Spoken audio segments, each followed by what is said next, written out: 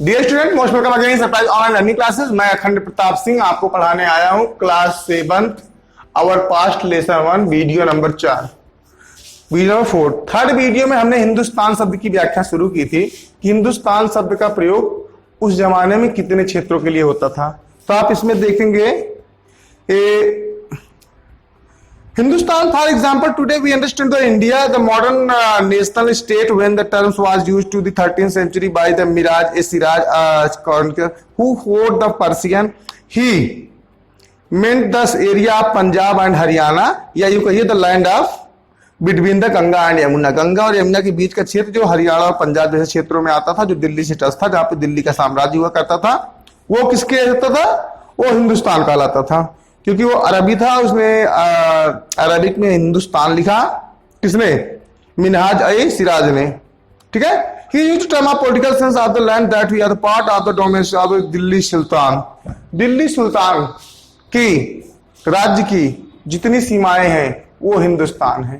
अब दिल्ली के राज्य की सीमाएं मतलब जो दिल्ली की गद्दी पर बैठा हो, जहां तक राज करता है, वो सब हिंदुस्तान है, वो सब हिंदुस्तान है। अब वो चाहे एक राज्य हो उत्तर प्रदेश जितना बड़ा, फिर चाहे उत्तर प्रदेश और मध्य प्रदेश जितना बड़ा, दोनों को मिला लें, फिर हरियाणा, पंजाब, दिल्ली, उत्तर प्रदेश, मध्य प्रदेश मिला लें, जो राजा जहां तक राज करता था बस उतना ही उसके राज्य में हिंदुस्तान कहलाता था। ठीक है। अभी हम एक शब्द की और व्याख्या करेंगे, बहुत मजा आने वाला है। फिर क्या कह रहा है कि the area includes in this term shifted with the accent of the sultanate but the terms never include south India.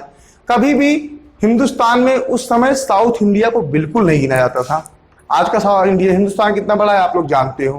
प्राचीन काल का हिंदुस्तान कुछ कहानियों में आपने सुना होगा बहुत बड़ा हुआ करता था। उसमें Pakistan, Afghanistan, Tajikistan, Kazakhstan, Uzbekistan, Iraq, Iran ये सब आते थे। फिर क्या हुआ, बीच में ऐसा टर्म्स आया जब हिंदुस्तान की सीमाओं के अंतर्गत वही राज्य आते थे जिन पर दिल्ली सल्तनत की हुकूमत हुआ करती थी। दिल्ली सल्तनत राज करता था, दिल्ली सल्तनत राज करता था। ठीक है ना। फिर हम आते हैं अगले टर्म पर। तो स्पष्ट शब्दों में कहा गया 13वीं शताब्दी में जब भी मिनहाज, सिराज जैसे लोग हिंदुस्तान शब्द को यूज किया करते थे अपनी कहानियों, अपनी स्टोरीज में, अपनी सब कुछ में, तो क्या करते थे? वो कभी भी साउथ इंडिया को इसमें इंक्लूड ही नहीं करते थे। Early 16th century Babur used Hindustan to describe the geography, the fauna and flora. Flora आपने नहीं दिया गया, द फ्यूना एंड फ्लोरा एक साथ लगता है। And the culture of the inhabitant of the subcontinents as well as see later in the chapter this was somewhat similar to where the 14th century poet Amir Khusro used the word Hind, while the idea of geographical and the cultural entirely like India did exist. The terms Hindustan did not carry the political and national meanings which is associated with the today. Political, राजनीतिक और national meaning. हमारा हिंदुस्तान आज की परिस्थितियों में, आज के परिवेश में जो आप लोगों को दिख रहा है, ये कतई उस परिस्थिति, उस परिवेश में था ही नहीं।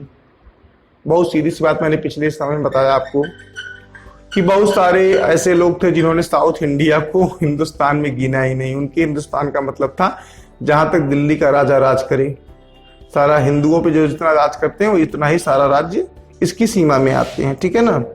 फिर उसके बाद धीरे धीरे टर्म्स एंड कंडीशंस बदली। आमिर खुसरो ने भी इंडिया शब्द का प्रयोग किया, लेकिन उन्होंने भी आज की नेशनलिज्म को और पॉलिटिकल चीजों को, पॉलिटिकल स्टेट्स को इसमें काउंट नहीं किया। Historians today have to be careful about the terms they are because they mean different things in the past, different thing in the past. Take for example simple term of foreigner. अब एक शब्द आया foreigner, spelling लिख लेते हैं तब व्याख्या करते हैं। स्पेलिंग है फॉरेनर की FOREIGNER।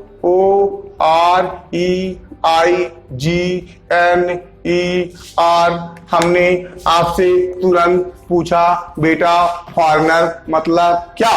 आप कहेंगे सर विदेशी, जो बाहर से आया हो। ठीक, चलिए हम इस शब्द को लागू करते हैं उस समय 13वीं शताब्दी में इसका क्या मतलब हुआ करता था।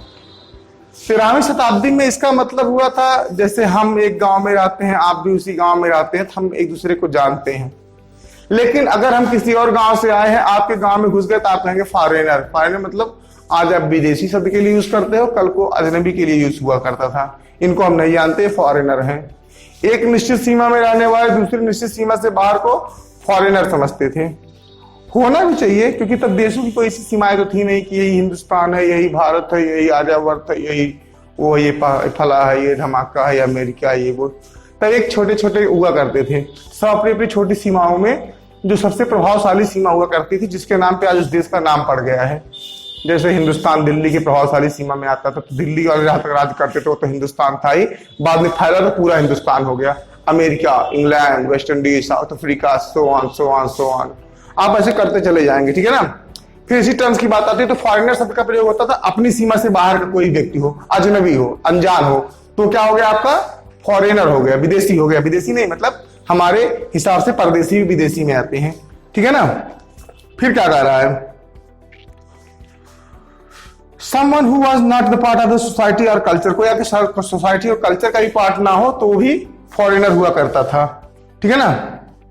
तो ये इसका था हिसाब किताब। Even though they men have different religious और कास्ट बैकग्राउंड, अगर वो अलग अलग कास्ट अलग अलग बैकग्राउंड के हैं लेकिन सेम विलेज में रहते हैं तो फॉरेनर एक दूसरे के लिए वो कतई नहीं है। अगर एक विलेज, एक सीमा, एक गांव, एक नगर, एक शहर, एक क्षेत्र। अब कादीपुर वाले अगर कादीपुर ही होता अगर पुराने जमाने में, तो कादीपुर यानी कि कादीपुर के आसपास जितने गांव आते हैं, सुल्तानपुर के आसपास जितने गांव आते हैं, तो उसके बाहर कोई आता फैजाबाद का सुल्तानपुर में, तो कहते हैं वो फॉरेनर आ गया। कोई सुल्तानपुर का फैजाबाद में आता तो क्या कहते हैं, फॉरेनर आ गया। सब एक दूसरे के लिए फॉरेनर थे। फॉरेनर मतलब यहाँ अजनबी शब्द से है। आगे देखते हैं हम हिस्टोरियंस एंड दियर सोर्सेस, इतिहास और उनके साधन। मैंने अभी आपसे चर्चा की थी कुछ देर पहले कि इतिहास और इतिहास के जानने के साधनों में बहुत सारी प्रॉब्लम्स आती हैं। Historians use different type of sources to learn about the past depending upon the periods of their study and the nature of their investigation. Last year for example you read about what rulers of the Gupta dynasty and the Harshvardhan. In this book we will read about the following 1000 years from roughly 700 to 1750, यानी कि 7th century to 17th century। इसमें आपको बहुत विस्तार से सारी बातें समझाई जाएंगी, बताई जाएंगी, जो कि अगले वीडियो में आपको बेहतर तरीके से मिलने दिया जाएगा, परोसा जाएगा आपके सामने। क्योंकि अब हम धीरे धीरे इन बकवास लेक्चरों से दूर अपने टॉपिक्स जिसको पढ़ना है वास्तव में उन पर पहुंचने वाले हैं।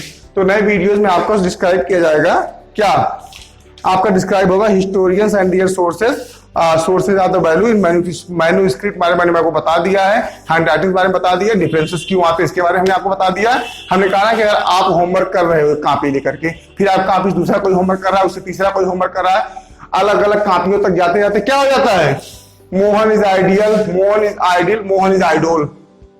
फिर आपने कहा क्वीन क्वीन क्वीन क्वीन, आपने बड़ी खुशी से कहा क्वीन इज कमिंग, उप कुटाई होगी कि सही हो जाओगे, मनई हो जाओगे, समझ रहे हो ना।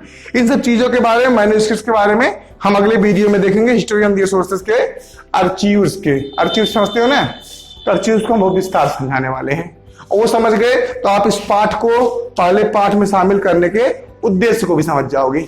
अच्छा लगा तो एक बार बोल दो भारत माता की जय। Keep watching, keep learning. जय हिंद, जय भारत। थैंक्स।